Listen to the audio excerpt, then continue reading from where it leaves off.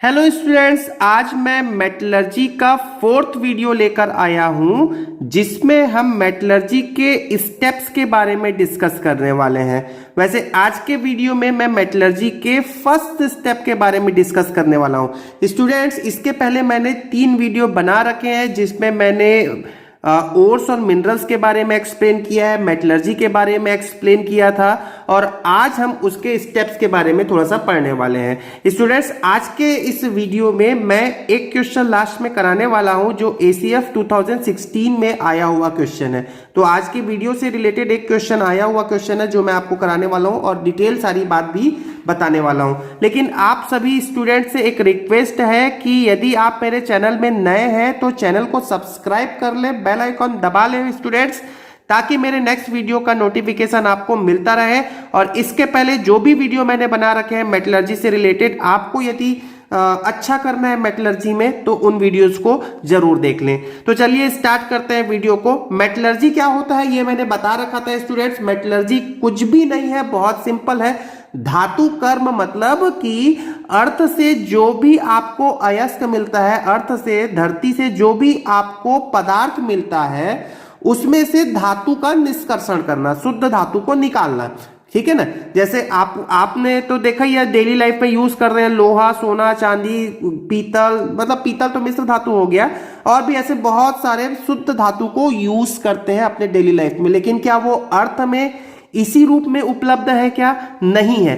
तो आपको अर्थ में उपलब्ध जो अयस्क है, अर्थ धरती में जो धरती के अंदर जो अयस्क है उसमें से तो शुद्ध धातु का निष्कर्षण करना, तो ये निष्कर्षण करना ही मेटलर्जी कहलाता है। तो ये मैंने अपने पिछले वीडियोस में बता रखा है। अब मेटलर्जी के 3 स्टेप्स हैं। आखिर आप अयस्क से धातु प्राप्त कैसे करें, तो उसके कुछ प्रोसीजर है, कुछ स्टेप्स हैं, उसके लिए हम आज डिस्कस करने वाले हैं। तो स्टूडेंट्स याद रखने वाले हैं 3 ही स्टेप्स होते हैं। तो आज मैं पहले स्टेप के बारे में बताने वाला हूं, ये है स्टेप 1।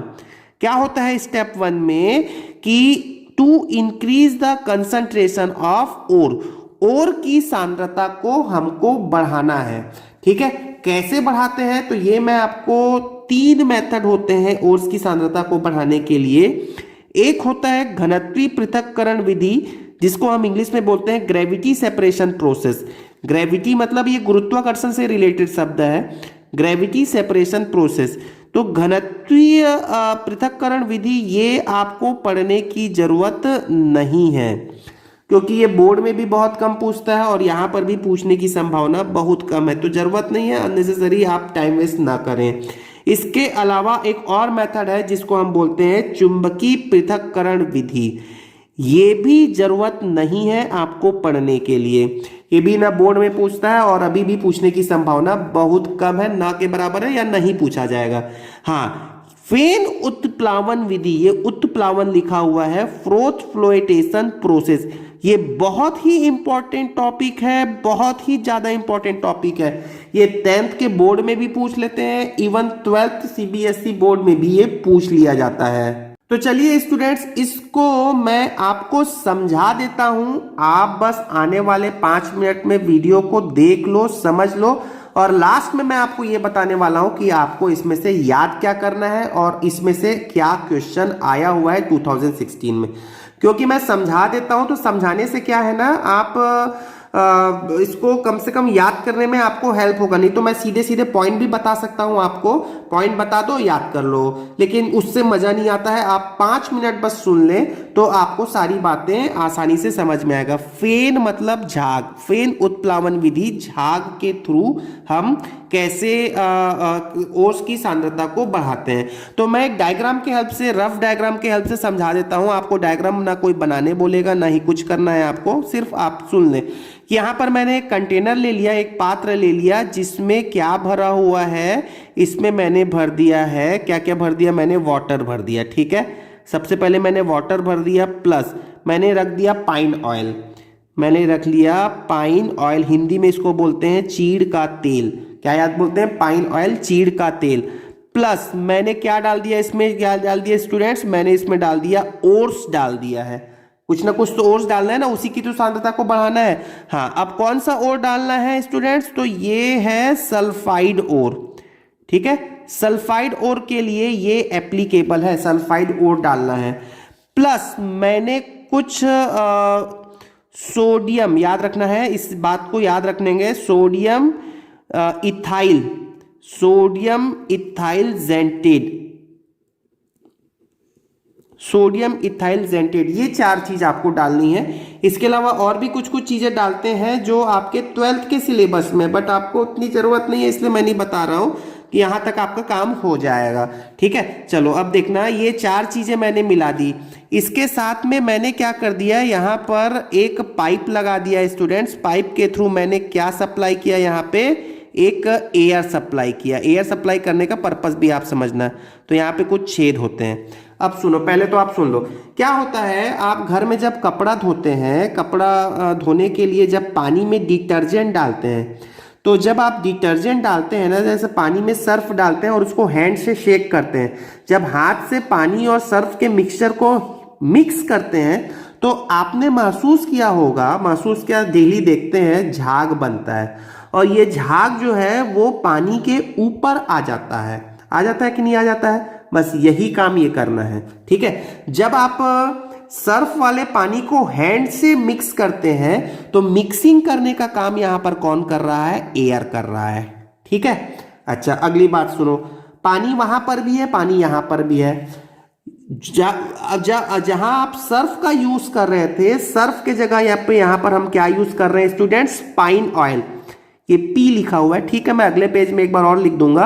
ये क्या है, पाइन ऑयल, चीड़ का तेल, हिंदी में मैं लिख देता हूं, ये है चीड़ का तेल।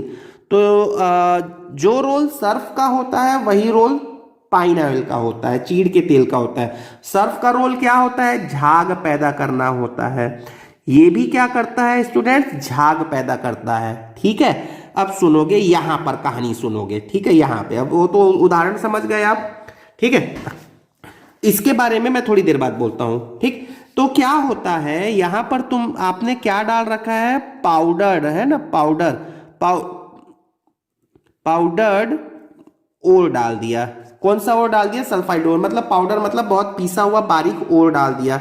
अब ये जो ओर है ये पानी और चीड़ के तेल के साथ में भीग जाता है, डेफिनेटली भीगेगा। ठीक है, ये तीनों मतलब भीग गए, और एयर वहां पर मिक्स करने का काम करेगा। यहाँ पे उनको मिक्स करेगा, बहुत तेजी से मिक्स करता है। एयर जब यहाँ पे बहुत प्रेशर से आएगा ना, तो वहां पर पानी के बुलबुले बनेंगे, और बुलबुले के साथ साथ क्या बनेगा, झाग बनेगा। अच्छा, ये जो ओर है इसमें क्या है स्टूडेंट्स, इसमें क्या है, इम्प्यूरिटी है, कुछ गंदगी है, जिसको हम गैंग भी कहते हैं, इंग्लिश में गैंग कहते हैं, इम्प्यूरिटी अशुद्धि है। तो ये अशुद्धि वाले ओर को आप जब इसमें डालते हैं, एयर सप्लाई किया, तो ये चीड़ का जो तेल है वो सल्फाइड ओर के साथ में झाग बनाना चालू करेगा। ठीक है, और जो गंदगी वाला जो पोर्शन है, इंप्यूरिटी वाला पोर्शन है, वो नीचे बैठ जाएगा। वो तो भारी होता है ना, झाग से तो भारी होगा, तो वो नीचे बैठ जाएगा। और जो झाग बनेगा, किसके साथ में झाग बनेगा, चीड़ के तेल, और किसका झाग बनेगा, सल्फाइड ओर का झाग बनेगा। हमको तो ओर से मतलब है ना, यहाँ पर ओर की तो सांद्रता को बढ़ाना है। तो ये सारे ओर कहाँ आ जाएंगे स्टूडेंट्स, ऊपर इकट्ठा हो जाएंगे, और फिर आप इसको ऊपर से इकट्ठा कर लो, कलेक्ट कर लो। गंदगी अलग हो गई, झाग के रूप में फेन सल्फाइड ओर अलग हो गया। इस तरीके से हम गंदगी को हटा सकते हैं और इंप्यूरिटी को बढ़ा सकते हैं। अच्छा, अगली बात सुनना स्टूडेंट, आपने ये भी महसूस किया होगा कि यदि बकेट में सर्फ पानी को घोल के रख दो आप थोड़ी देर के लिए रख दो, तो आप महसूस करोगे 10 से 15 मिनट बाद कि झाग वाला पोर्शन गायब हो जाएगा या कम हो जाएगा, है ना। महसूस किया कि नहीं किया।